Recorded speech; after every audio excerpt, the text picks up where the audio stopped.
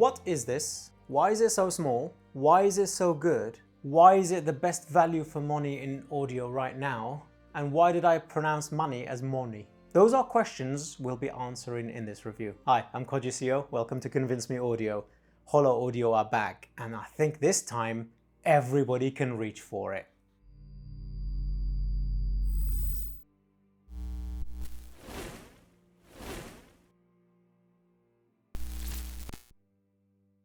Well, to answer the question why I pronounce money as money is because, honestly, this thing has scrambled my brain. It cost $1,150. For some of you, that's beyond your budget. Thank you for checking out the video. I will see you in the next one. For others of you who would like to stick around, and I do highly recommend those other people to stick around too, is predominantly, this is the $3,500 DAC from about 3.5–4 years ago at a third of the price. This is the HoloAudio Spring3 Extreme Edition that launched the channel, that launched CMA, that launched the very first ever Sasvara review here at CMA right here. The very first video, in fact, I did on the channel, from memory. It's been a while, 200 reviews ago. That and the Topping A90, incidentally, I have one over there, is what started the channel. Due to that 6 watts story that Topping was putting out, and it drove Sasvara's good enough to do a review with and to launch the channel with. Anyway, I spent £2,400 on that DAC of my own money, selling my, I think at the time, a kidney. It's crazy where the channel has gone. Yeah, there's a reason HM1's on the table. We're gonna get to that in the sound section. This is the Cyan 2, the successor to the Cyan. This sits at the bottom of their category at $1,150-ish. Please check out down below for all the latest pricing. This is the HoloAudio Spring3 Extreme Edition, which tonally I preferred over Spring3 in the Spring3 review right here in this tiny box. Class A output stage. Talking of that, let's do a quick tour. This thing is built like HoloAudio products. About 3 or 4 kilograms. All the description is scrolling down the screen now. We're doing the hardware tour. Looking at the back of the unit, AC power cutoff switch. Here it is. Incidentally, I don't think this is region locked. This is from Kitsune Hi-Fi. Thank you, Tim, for sending it, and thank you, Jeff, for sending it in for review. So, like the previous Holo stuff, you might need to open it up and do a little twiddling if you want 120V. This is 230V because I'm in the UK. AES 24-bit 192.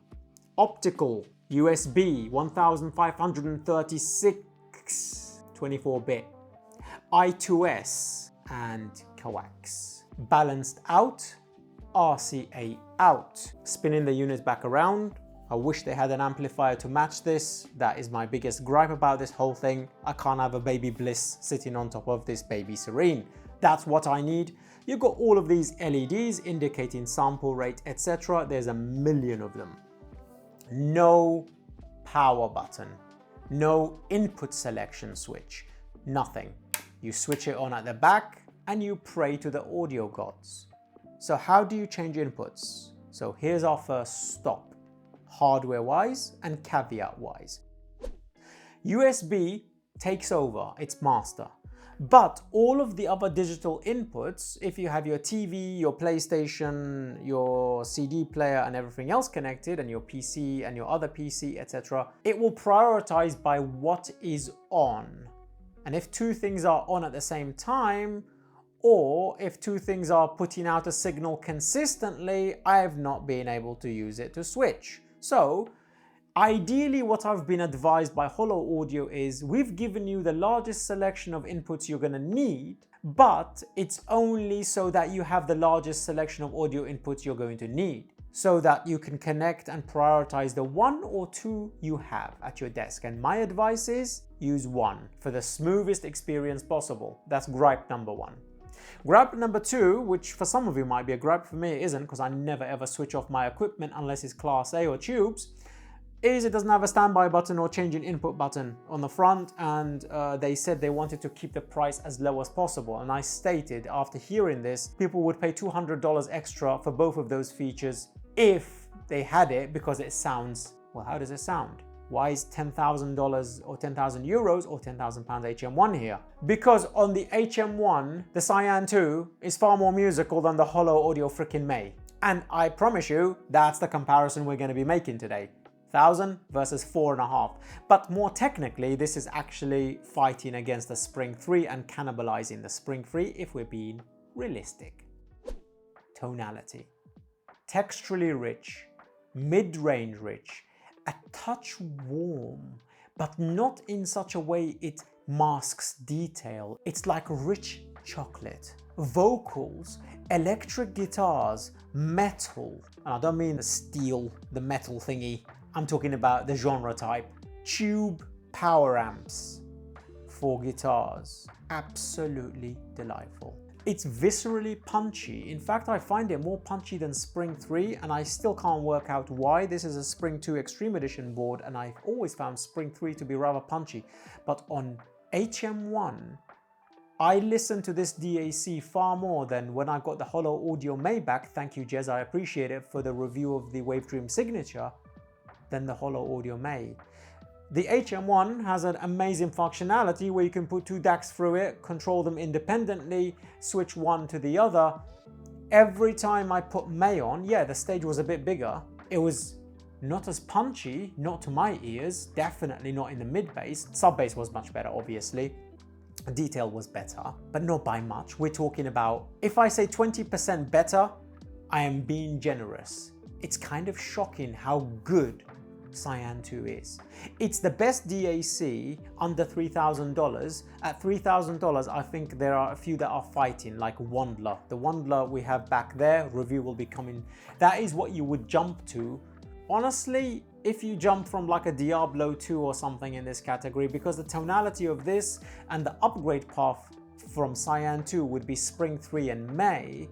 The upgrade path for Wandla would be Top-In D1 SE or DX9, I think is called the new one, to Wandla, the Wandla to Chord Dave to Wavedream Edition to Wavedream Signature, you sell your house and you sell your firstborn and you buy Epsilon from Ideon Audio. That's the trajectory of these 2 DACs. This is not, I believe from what I've heard, it's not coming for review yet. The Gustard 2, is it a 26R? That one hasn't come in for review yet, but from everybody's like impressions that in my group over at the Telegram chat, you could be part of that too.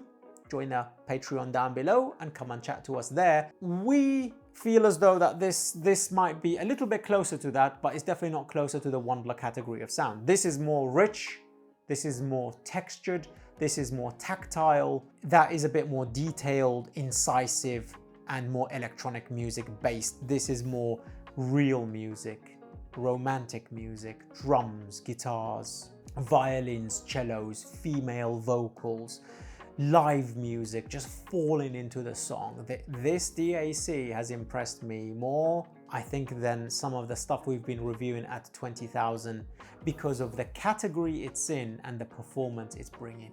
I paid £2,500, $3,000 for this, pretty much this freaking thing 2 years ago. Now it's like $1,100 in a smaller ergonomic form factor that doesn't get warm, blisteringly hot. So HoloAudio, please, can you give us a mini blister put on top, because this is gonna kill every Top-In, SMSL and that category in the industry.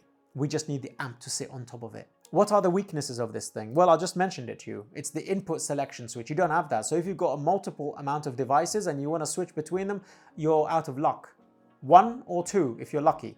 2 or 3 if they're not on all the time and they're all the digital inputs, because USB takes priority for me.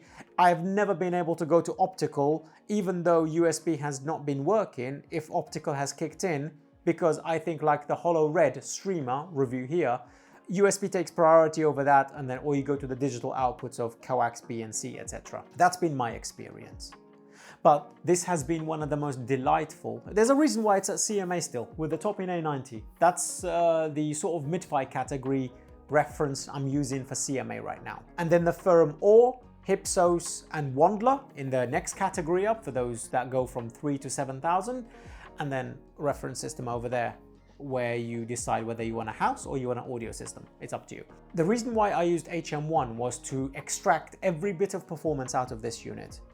and that is excellent organic timbre, good detail. I would not say it has the resolution and detail of Wandla. That is a bit more in your face and a bit more clear and crystalline. This is a bit more rich and tactile. I can imagine you running both Wandla and Cyan 2 on HM1, for example, and going, okay, I'm gonna press Wandla for electronic music, I'm gonna press Cyan 2 here for real music. And it's the perfect companion. It's like May and Dave, Wave Dream Signature, and Lampezator Poseidon, or Lampezator Atlantic if the money's tight. It's the yin to the yang. It's R2R, Resistor Ladder, NOS, absolutely fantastic. You should buy this. If you're in the category for a DAC under $3,000, don't look any further. There is no need than Cyan 2. This is going to win an award from CMA this year. This is the best price to performance ratio. This is the newcomer, ergonomic, beautifully designed, solid as a rock, with some quirks if you can put up with those. But sonically, once you hear this, you're not gonna care. I've got 45,000 DAC there. I've got 24,000 DAC there. I've got 3,000 DAC there. And it's still as a reference in this category for CMA. And I still use it on my IEM desk over there with the top-in A90, and I think I prefer it than the Chord Hugo 2. And I genuinely think I prefer this than the Chord Cutest. Sorry Chord, Cyan 2 is something very special. I wouldn't say it's as good as Hugo 2 and To Go, this mobile station we have over there as a combo. That does something magic. But Hugo 2 by itself, or Cutest by itself, I never found to be, let's just say, quite on the level. I don't like the USB implementation, but when you use the To Go, it really does isolate all that. No electrical noise, no interference, just pure black background bliss. But talking of bliss, this pairs very nicely with Bliss too. Maybe you can just buy Bliss and this until they bring out a baby Bliss. I've never been so happy, so excited for a DAC in this category. It's like the Sivga P2 Pro review here, where it's changed the industry for resolution and the performance and moving the goalposts of the mid-fi category. If this is classified as mid-fi, where Wandla and stuff is flagship and then you go to summit tier and then super summit tier madness, I love where this is going. This, like I just stated, was the reference DAC of CMA 2.5–3 years ago, costing $3,000. Well done.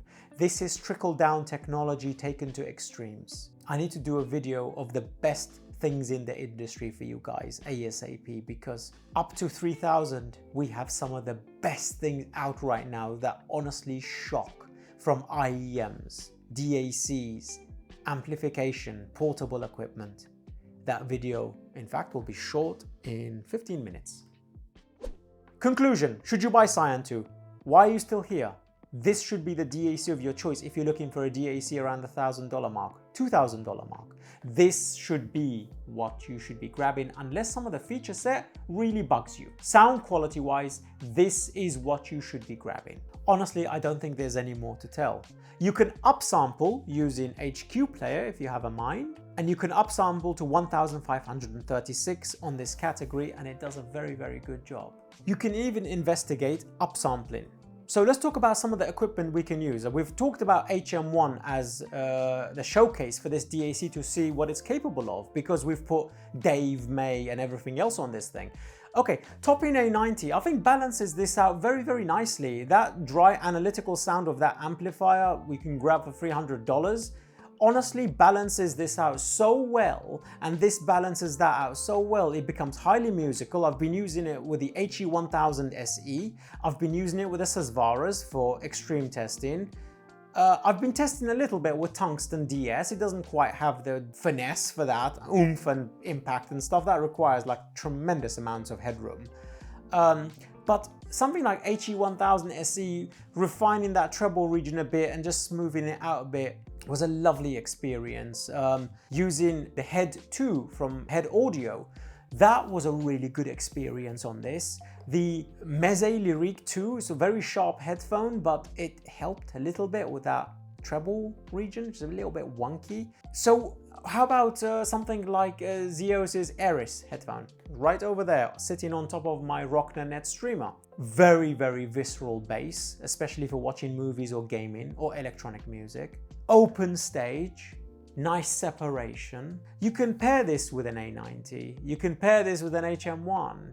You can pair this with the HA2A as we have on the desk over there. In comparison with the iDAC, that's a tube-based DAC from Cyan, I think you can own both, because that's tube-based and it really does something quite different to this. But I honestly believe this DAC is far more technical. Far more technical than the iDAC. And this doesn't get as hot as that beast does. It's kind of insane how hot it gets. This is very technical, very rich sounding, and very organic. But I think that covers everything. If you have any questions, please put it down below and I will get to them ASAP. Otherwise, you can jump in the private Telegram chat and you can talk to me in person and ask as many questions as you like over at CMA Audio Lounge. All of the information will be on Patreon and down below. I'm Koji CEO. Until the next one. Peace. This is so good.